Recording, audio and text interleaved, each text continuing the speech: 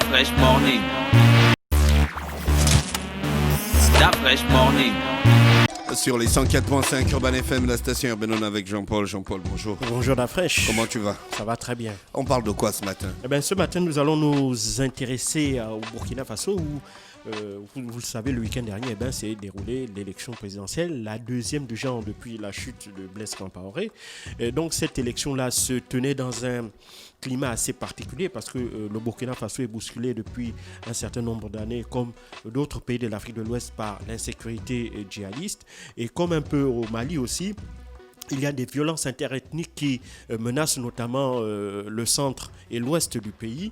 Et évidemment, le pays également fait les affres de la crise économique liée à la pandémie du Covid-19.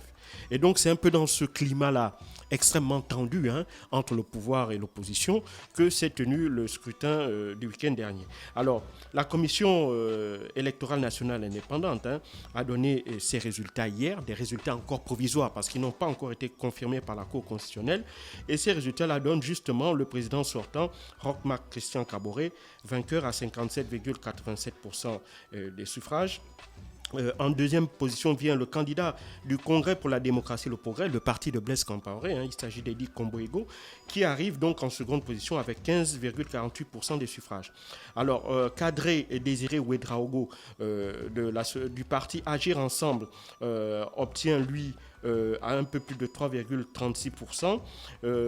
Et il faut également dire que le chef de file de l'opposition, Zéphirin Diabré, qui est le candidat pour l'Union et le Progrès, le changement, l'UPC, a recueilli seulement 12,46%, donc il arrive en troisième position.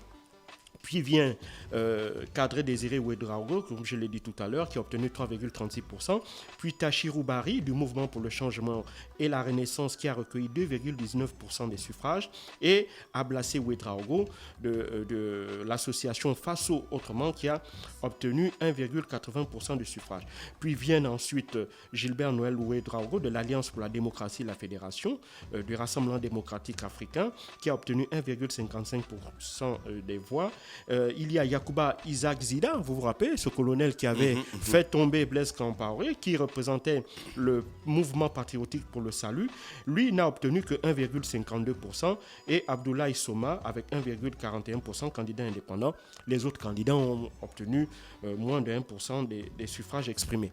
Et donc, ces résultats, évidemment, ont immédiatement fait l'objet d'une contestation de la part des C'est la question que j'allais te poser, qu'il n'y a pas eu des contestations. Si, il y a eu des contestations de l'opposition parce qu'il dénonce un certain nombre de choses. On peut en citer trois principalement. Ils estiment d'abord qu'un cinquième du territoire n'a pas participé à ces élections-là du fait de la violence, soit interethnique, soit du risque d'attaque djihadiste. Donc ça représente entre 300 000 et 350 000 Burkinabés qui n'ont pas pu exprimer leur vote. La deuxième chose, c'est l'ouverture tardive des bureaux de vote. Et parfois, dans certains bureaux de vote, le matériel électoral était soit insuffisant, soit pas présent du tout. Et le troisième grief que les partis de l'opposition reprochent au pouvoir, c'est d'avoir unilatéralement refait la carte électorale du pays en déplaçant les bureaux de vote vers les zones qui étaient, selon eux, plus favorables au parti au pouvoir, au parti de Roch Marc Christian Kaboré.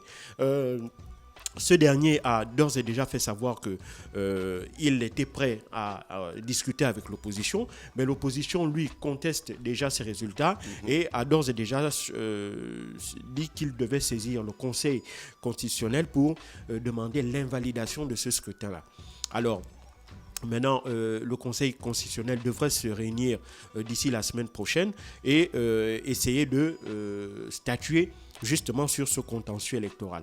Alors, il faut savoir que, comme je l'ai dit, le Burkina Faso fait face à un certain nombre de problèmes, dont le plus important est, à mon avis, celui de l'insécurité, parce qu'il faut savoir que à peu près de 10% du territoire burkinabé, notamment dans la bande qui constitue la frontière avec le Mali, est une zone qui fait régulièrement face à des attaques terroristes de mouvements djihadistes. Il faut savoir que depuis ces 5 dernières années, 1200 Burkinabés ont été tués par des violences attribuées à des mouvements djihadistes. Donc c'est vraiment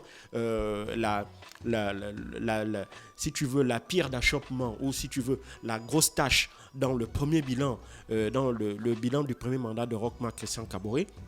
Mais semble-t-il, cela ne l'a pas empêché d'être réélu. Les Burkinabés ayant, semble-t-il, estimé que cela n'était pas une raison pour ne pas renouveler leur confiance à Roch Marc Christian Kaboré, parce qu'ils estiment qu'il a en quelque sorte peut-être mieux garanti la sécurité.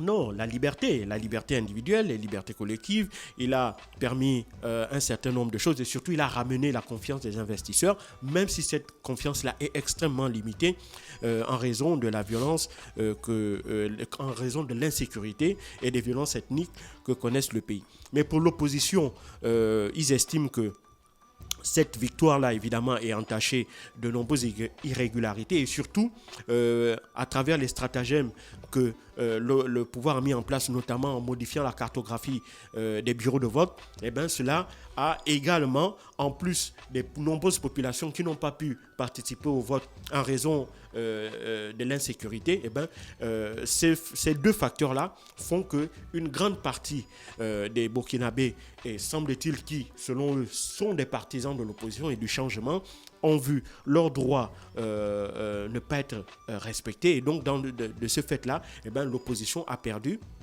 une grande partie de voix, et donc pour eux, ils estiment qu'en l'occurrence, en la matière, dans ces conditions, on ne peut pas évidemment considérer que le scrutin a été équitable. Et donc à ce titre, ils vont saisir, c'est l'une des raisons pour lesquelles ils vont demander au Conseil constitutionnel d'invalider ce scrutin. Or, le parti au pouvoir estime que c'est vrai qu'il y a eu des irrégularités, c'est vrai qu'il y a eu des manquements, il le regrette, mais ces irrégularités et manquements ne sont pas de nature suffisante à impacter de manière négative, si tu veux, les résultats de manière globale de ce scrutin. Et donc, à ce titre, ils estiment qu'il n'y a donc pas de raison d'invalider cette élection et de programmer et de devoir réorganiser celui-ci.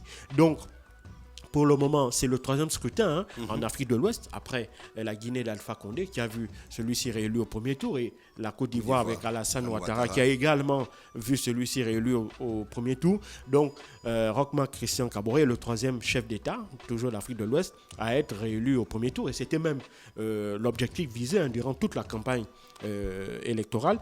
Il avait dit que son objectif, c'était un tour KO, un peu pour reprendre exactement le même terme de son homologue guinéen. Donc, maintenant, on va voir ce que cela va donner, mais au regard de... Même s'il y a encore de très fortes tensions au Burkina Faso, mais ces tensions-là ne sont pas, selon moi, de nature à pouvoir entraîner le pays dans une espèce de violence politique. Non, je pense que les Burkinabés en ont assez de la violence, et ils sont plus pour le dialogue.